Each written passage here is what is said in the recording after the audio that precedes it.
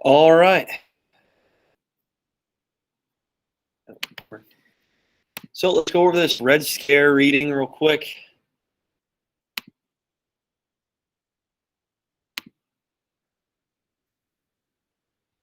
All right, number one. What divided the nation after World War I? What divided the nation? What do we have, Troy? The debate over League of Nations. Yeah, good job. League of Nations. And we're talking about that a lot right now, conflicts. So League of Nations, whether or not we should join or not, okay? And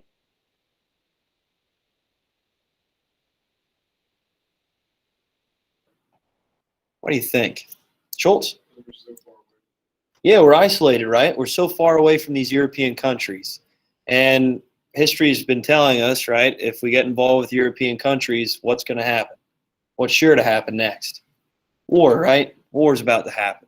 So the United States Congress especially said, no, we're not getting involved. Okay, we're not getting involved. Maybe we should have. Maybe we would have avoided World War II. Who knows? But many Americans thought this was a good idea as well. Stay out of it. Two, what did Americans want after World War I? Cooper, go ahead. Normalcy. Good job. So we're going to talk about this next chapter, okay? This return to normalcy. Actually, we talked about it a little bit at the beginning of this chapter.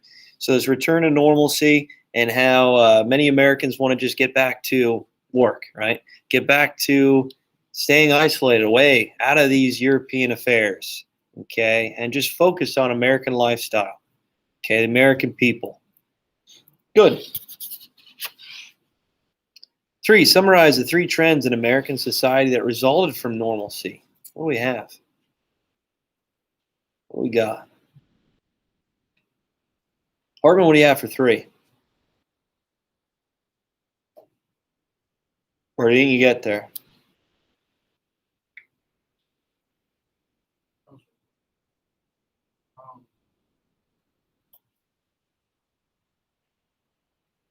Isolation, nativism, and all right. Okay. Good. So isolationism. So again, the United States staying out of European affairs. Nativism, which was is a term that describes how people really just want immigrant groups to conform to American society, American culture.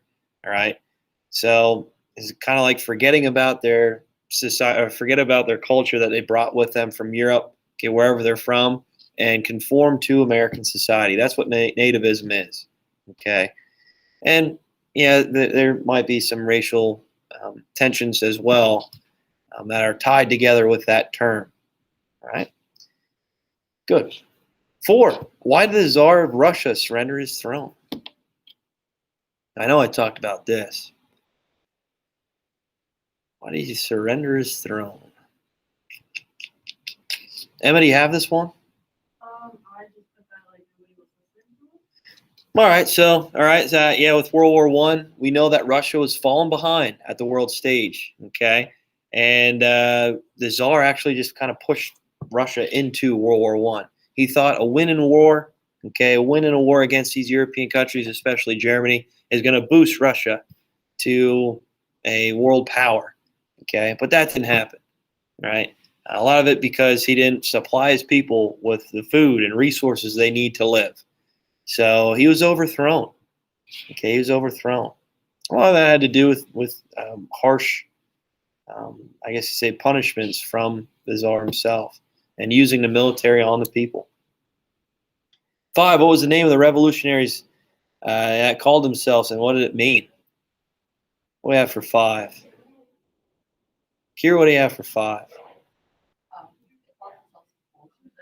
Good.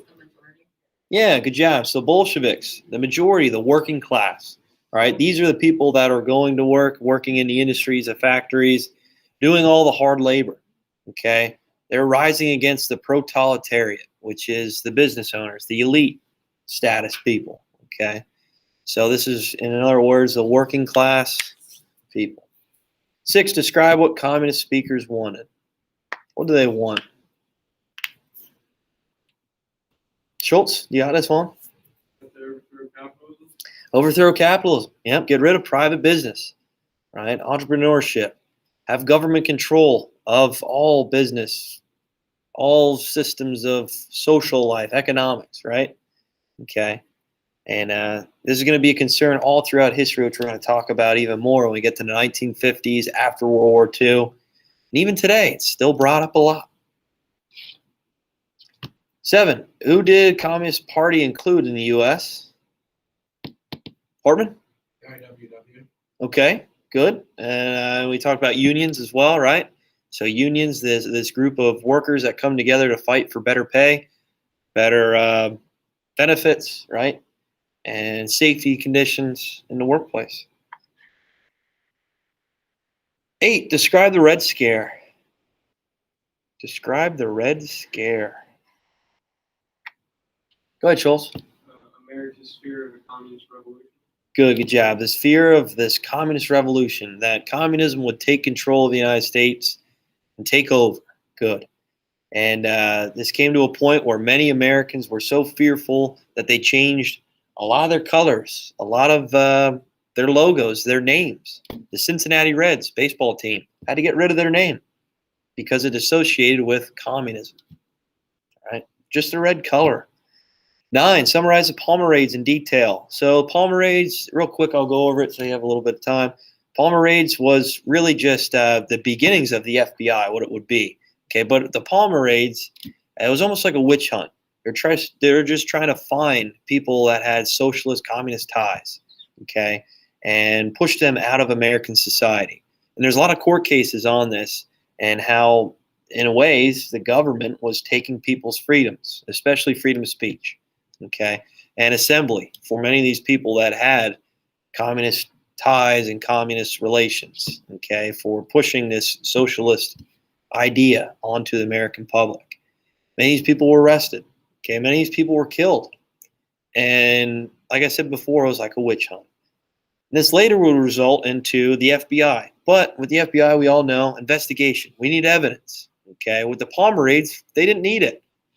They didn't ask for evidence. They didn't have any proof. They just went around and tried to find anybody that was maybe tied to communism and threw them in jail, pushed out of communities. Many of these people lost their jobs.